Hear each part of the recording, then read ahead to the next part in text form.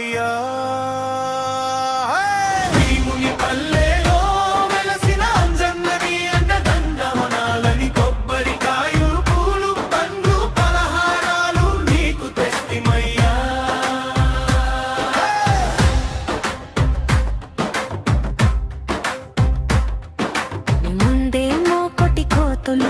నీ చుట్టేమో కోటి భక్తులు, జిగేలు మన్నంజల్లే లేదు బందలు పవిత్రమైన పత్తిరాకులు గణగణని గుడి గంటలు కొట్టి గణముగ పూజలు చేసేము అంజన్నా.